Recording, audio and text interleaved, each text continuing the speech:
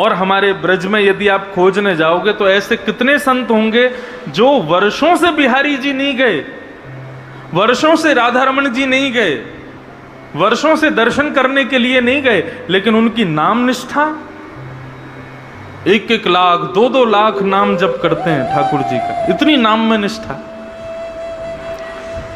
और उसमें विशेष रूप से तो चैतन्य गौड़िया वैष्णव संप्रदाय के जो भक्त होते हैं उनकी तो नाम में विशेष निष्ठा होती है। हरे कृष्ण कृष्ण कृष्ण हरे हरे, हरे राम राम राम हरे हरे। बंधुओं, नाम जपने वाले बड़े भाग्यशाली होते हैं। जब वो कृष्ण बोलते हैं ना तो उनकी जीभ यशोदा का रूप धारण कर लेती है, और जब वो राम बोलते हैं तो उनकी जिह्वा कौशल्या का रूप धारण कर लेती है। ये जीव ही ठाकुर जी को जन्म देती है। तो गौड़िया वैष्णव संप्रदाय के एक महात्मा रहते थे गोवर्धन में, नाम जप करते थे 18-18 घंटे 19-19 घंटे बैठ करके, और महामंत्र का जप किया करते थे। और जब जप पूर्ण होता था तो उसके बाद फिर स्नान ध्यान करते, स्नान ध्यान करने के बाद फिर थोड़े बहुत समय में जाके जल्दी जल्दी और घर घर से सूखी सामग्री लेकर के आते। सूखी सामग्री मतलब आटा कहीं से ले लेते, कहीं से कुछ सामग्री जो मिल जाती वो सामग्री लेकर के आते, और यमुना जल से निर्मित करके बढ़िया मोटे टिक्कर बना करके और उसको पा लेते, और पाने के बाद में फिर से नाम जप करने के लिए बैठ जाते। थोड़ी बहुत देर आराम करते, ये उनका नियम था। ना तो मंदिर जाते थे, ना किसी सेवा में नियुक्त रहते थे, ना ज्यादा कोई झंझट, कुछ नहीं, केवल नाम जपना, एक टिक्कर पाना, यमुना जल में स्नान करना और 1-8 घंटा आराम करना, बस यही उनका नियम था। लेकिन हमारे ठाकुर जी तो लीला पुरुषोत्तम है, बिना लीला किए इनको आनंद नहीं आता। एक बात मैं आपको बहुत स्पष्ट कहूं, ठाकुर जी को जो बहुत प्रिय होता है, जिसकी धाम में बहुत निष्ठा, कथा में बहुत निष्ठा, नाम में बहुत निष्ठा, वो ठाकुर जी का प्रिय है। और ऐसे प्रियों के साथ में ठाकुर जी लीला बहुत करते हैं। कैसी लीला करेंगे? किसी की कथा सुनने में बड़ी इच्छा है तो कैसे भी करके कथा उसकी छुड़वाएंगे। किसी की वृंदावन जाने में बड़ी निष्ठा है तो ऐसी रुकावटें देते रहेंगे कि वो वृंदावन जाने में और तड़फे, वृंदावन जा ही ना पावे। किसी की नाम जपने में बड़ी निष्ठा है तो नाम जपते जपते बीच में कोई ना कोई विघ्न डालेंगे। ये विघ्न आते नहीं है, ये ठाकुर जी खेलते हैं तुम्हारे साथ में, ये ठाकुर जी लीला करते हैं। और बेचारे बाबा प्रेम से भजन करते थे। एक दिन एक मैया के यहाँ पर मधुकरी लेने के लिए गए, मैया ने आटे की सूखी सामग्री उनको दे दी। बाबा आए, आकर के यमुना जल से बढ़िया टिक्कर बनाया, मोटी मोटी रोटी बना करके पका करके स्वयं पा गए। अब उस मैया के यहाँ पर छोटे से ठाकुर जी की सेवा विराजी हुई थी। रात्रि में वो मैया जैसी सोई, ठाकुर जी उसके स्वप्न में प्रकट हो गए, और स्वप्न में प्रकट होकर के बोले मैया, बोले हाँ ठाकुर जी बोलो। बोले ये जो बाबा तुम्हारे यहाँ आवे ना रोज सूखी सामग्री लेवे के काजे, बोले हाँ, मोकू वो बाबा बड़े पसंद हैं। मैया बोली तो कहाँ करूं? बोले कल वो बाबा आवे ना तो तुम मोकू उनके हाथ में दे दियो, मैं उन्हीं के यहाँ जाऊंगा और अपनी सेवा करवाऊंगा। मोकू उन बाबा के संग रहना है, अपनी सेवा करवानी है। मैया खूब रोने लगी, बोले मेरे सेवा में कोई कमी? मैंने कछु अपराध कर दियो ठाकुर जी, आप मुंह को छोड़ के जा रहे हो? बोले ना है मैया, तेने कोई अपराध ना कियो, लेकिन मुंह को वो बाबा बहुत प्रिय है, मेरो बहुत नाम जपे, मैं कछु दिना लीला करवे के काजे बाकी कुटिया में जानो चाहूं। कल वो बाबा आवे तो आप मोकू उनको दे दियो। मैया बोली जैसी आपकी इच्छा ठाकुर जी। दूसरे दिन बाबा जैसे ही आए, बहुत ध्यान से सुनना, दूसरे दिन बाबा जैसे ही आए, बाबा आए आकर के बोले माते लाओ सूखी सामग्री दो, आटा दे दो थोड़ा सा। मैया आई आकर के बोली, बाबा ऐसे ऐसे कल रात में मेरे ठाकुर जी सपने में आए और आकर के बोले मैया मुकु बाबा के संग जानो है, तो तुम मेरे ठाकुर जी को ले जाओ, इनकी सेवा शुरू कर दो।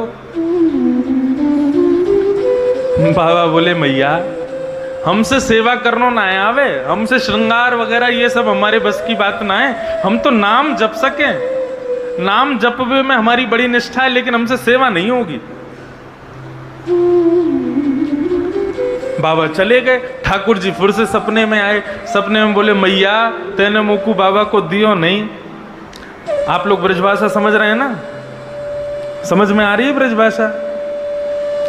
मैया बोली लाला मैं तो दे दूंगी, लेकिन बाबा मना कर रहे हो कि मुझसे सेवा नहीं होगी, कैसे दूं? ठाकुर जी बोले अरे मुकु जबरदस्ती दे दो, बाबा की गोद में ले जाके पटक दियो, बाबा लेके जाएगा, वही के यहाँ सेवा करवाऊंगा अपनी। अब देखो ठाकुर जी की लीला, यहाँ मैया के यहाँ बढ़िया ठाठ से सेवा चल रही है, 8 समय भोग लग रहा है, सुबह शाम आरती हो रही है, बढ़िया सुंदर पोशाक धराई जा रही है, लेकिन ठाकुर जी की रुचि नहीं है। ठाकुर जी को वहीं कुटिया में जाना है जहाँ कोई व्यवस्था नहीं है, जहाँ पर भोग लग नहीं सकता, जहाँ पे कुछ शयन की व्यवस्था नहीं, राग की व्यवस्था नहीं, भोग आरती की व्यवस्था नहीं, उनको वहाँ जाना है। अभी ठाकुर जी हैं पता नहीं कहाँ रीझ जाते हैं। दूसरे दिन बाबा आए तो मैया अपने ठाकुर जी को लेकर के आई और बाबा की गोद में रख दिया। बोले मेरे लाल जी को आपके संग जानो है, अब मना मत करियो, आप इनको स्वीकार करो। मैया कितनी बार भोग लगता है इनका? बोले 8 बार भोग लगता है। और क्या क्या होता है? बोले 8 बार भोग लगता है, 6 बार आरती होती है और सब पूरी नियमावली बता दी। बाबा बोले मैं भजन कब करूंगा, पूरे दिन इनकी सेवा करूंगा तो मैं नाम कब जपूंगा अपना? मैया बोली अब कैसे भी करियो, तुम्हारी झंझट है, अब यहाँ लेके जाओ अपने संग। बाबा घर लेकर के आए, ठाकुर जी को गोद में लेकर के बोले देखो भैया एक ही बार भोग लगेगा, हमको नाम में बहुत निष्ठा है, हमको श्रृंगार और सेवा ये सब हमसे आती नहीं है, आपको एक बार भोग लगा देंगे, रूखी सूखी टिक्कर पानी हो तो पाना, नहीं तो हमको स्वप्न में आके बता देना, हम वापस मैया के यहाँ छोड़ जाएंगे। बाबा अपना भजन करने के लिए जैसे ही बैठे, ठाकुर जी को ला करके एक चौकी पर बैठा दिया, भजन करने बैठे तो ठाकुर जी प्रकट हो गए। प्रकट होके बोले बाबा तुम रूखी रोटी खवाइयो, एक ही बार खवाइयो, लेकिन मोकू अपने पास ही रखो, मैं यहां से जाऊंगा नहीं। बाबा बड़े प्रसन्न हो गए, बोले वाह देखो हमारे भजन के प्रताप से ठाकुर जी आ गए और हमारे भजन में भी कोई विघ्न नहीं आ रहा। बाबा दूसरे दिन गए, बढ़िया आटा लेकर के आए, यमुना जल मिला करके बढ़िया आटा गूंद करके बढ़िया मोटा मोटा मोटी मोटी रोटी टिक्कर बनाया। टिक्कर बना करके एक पत्तल में परोस करके ठाकुर जी के आगे रख के तुलसी पधरा करके त्वदीयं वस्तु गोविंद तुभ्यमेव समर्पयेत् ग्रहाण सुमुखो भुक्त्वा प्रसीद परमेश्वर। प्रभु हमारी कुटिया का 56 भोग तो यही है, पाओ। और भोग लगाने के बाद में बाबा ने स्वयं पाया और अपना भजन करने बैठ गए। अब जैसे ही बाबा भजन करने के लिए बैठे, ठाकुर जी फिर प्रकट हो गए। प्रकट होके बोले बाबा बोले लाल जी सब सेवा में आनंद, कोई दुखी तो नहीं, कोई कष्ट तो नहीं, हमारी तो ऐसी रूखी सूखी सेवा है। ठाकुर जी बोले नहीं हमको बहुत आनंद आ रहा है, लेकिन बाबा कल से एक काम कर दियो। बोले कहा? बोले आप आटा में और यमुना जल मिला के टिक्कर बनाए दो ठीक है, लेकिन यदि आटे में नमक डाल दोगे तो नेक स्वाद आ जाएगा, हल्को सा नमक डाल दियो बस। बाबा बोले तो मतलब कल से हमको आटा भी लाना है और नमक भी लाना है? बोले हाँ बस इतनी सी सेवा कर दो, नेक स्वाद आ जाएगा आटा में टिक्कर में। बाबा बोले ठीक है। दूसरे दिन गए तो मैया के यहाँ से आटा लाए, तो मैया से बोले मैया सुनो आटे के संग आज नमक और दो। मैया मनी मन मुस्कुराने लगी, बोले है गयो काम, चटोरो पहुंच गयो कुटिया में। मैया लाई, नमक दे दिया, बोले बाबा लो प्रेम से टिक्कर बनाओ, पवाओ ठाकुर जी को। अब आटे में नमक मिला करके बढ़िया आटा गूंद के टिक्कर बना करके सेक करके बढ़िया ठाकुर जी को भोग लगाया। तो दियम वस्तु गोविंद तुभ्यमेव समर्पयेत्, पाओ प्रभु प्रेम से। प्रसादी पा करके जैसे ही भजन करने के लिए बैठे, ठाकुर जी फिर से प्रकट हो गए। ठाकुर जी आप आनंद से विराज रहे हो, कोई कष्ट तो नहीं है? नहीं नहीं बाबा, खूब आनंद आ रहा है, लेकिन बाबा हमारी एक प्रार्थना है, यदि आप सुनो तो। बाबा बोले कहा बात है? बोले बाबा वो सूखो टिक्कर आप हमको भोग लगाओ ना। अब नमक तो आ गया, स्वाद तो बन गया, लेकिन बिना घी के जब टिक्कर खामे तो गले में इर्ज जाए, वो गले में चिपक जाए। यदि आप ने कृपा कर दो, कल से ने घी लियाए करो और टिक्कर सेक के वामे ने घी लगा दे करो। घी लगा के हमको भोग लगाओगे तो ने निगलवे में आसानी होएगी। बाबा बोले 50 साल से भजन कर रहे हैं, केवल आटा लेकर के आते थे, अब नमक लाने लगे साथ में, अब कल से घी भी लेके आना है। ठाकुर जी बोले हमारे काजे इतना ना करोगे? बाबा बोले करेंगे, आपके लिए लेके आएंगे, घी और लाएंगे। दूसरे दिन बाबा भिक्षा लेने के लिए गए, आटा भी मिला, नमक भी मिला। फिर मैया से बोले मैया थोड़ा सा घी और दे दो। मैया बोली अभी तो देखो नमक और घी जा रहा है, कछु दिना में 56 भोग जाएंगे घर पे। घी लेकर के गए, बढ़िया टिक्कर बना के घी लगा के ठाकुर जी को भोग लगायो और पायो। पाके फिर जैसे ही भजन करने बैठे, ठाकुर जी फिर प्रकट है गए। बाबा बोले अब क्या हो गया? बोले बाबा मैं तो यूं कह रहे हो, बढ़िया टिक्कर बनना है, नमक भी आ गया, अब तो घी भी आ गया, निगलवे में भी आसानी है रही है, लेकिन 4 दिना से टिक्कर पाके हम ने जो है का हमारी जीव है का नेक परेशान है गई है।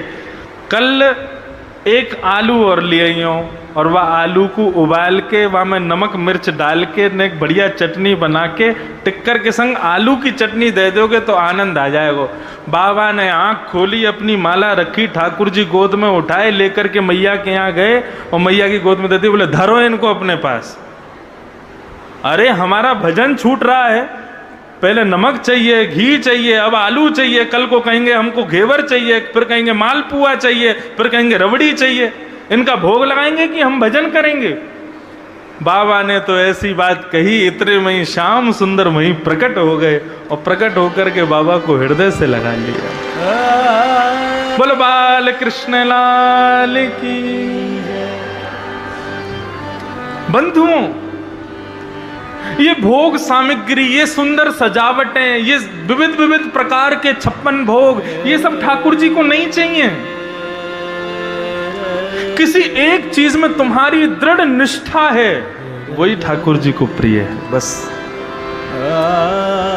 हम लोग घबरा जाते हैं, अब हमारा भाव पहले जैसा क्यों नहीं रह गया, अब ठाकुर जी पहले जैसी लीला क्यों नहीं। ये सब ठाकुर जी खेलते हैं तुम्हारे साथ में, परखने की कोशिश करते हैं, ये लीला करते हैं ठाकुर जी। लेकिन तुम अपना भाव सुदृढ़ रखो, किसी एक चीज में निष्ठा रखो, या तो नाम में, या फिर धाम में, या फिर लीला में, या फिर स्वरूप दर्शन में, लेकिन उस निष्ठा को बरकरार रखो, उसको भंग मत होने दो। ऊना रहो, अमृतसर रहो, जलंधर रहो, मंडी हिमाचल में, ये मनाली में रहो, कहीं रहो, तुम्हारी दृढ़ता इतनी होनी चाहिए कि तुम ऊना में बैठ करके भी नेत्र बंद करो तो तुमको पता चल जाए कि आज बिहारी जी ने कैसे कलर की पोशाक पहनी है। और ये संभव है, ये हो सकता है।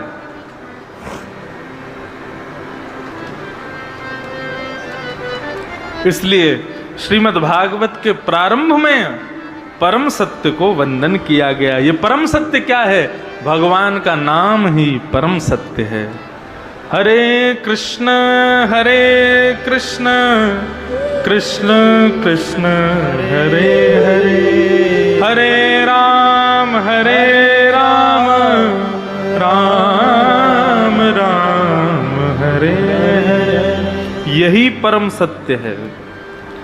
एक दिन इसी महामंत्र का सहारा यदि अनवरत बना रहे तो इसी मंत्र के सहारे से यहीं कहीं ऊना की गलियों में घूमते हुए, यहीं कहीं ऊना के खेतों में विचरण करते हुए, गैया चराते हुए श्याम सुंदर के दर्शन है जाएंगे। वृंदावन कोई एक स्थान का नाम नहीं है बंधुओं, वृंदावन एक वातावरण का नाम है। और वो वातावरण आप स्वयं प्रकट कर सकते हो अपने आसपास। वृंदावन जैसा व्यवस्थित हो जाए, बस देखना 19 तारीख को यहां वृंदावन प्रकट हो जाएगा।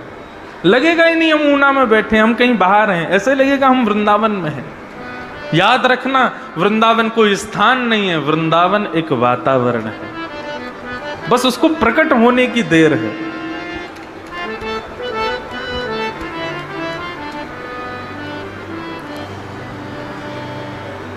सत्यम परम धीमहि, हम परम सत्य को वंदन करते हैं।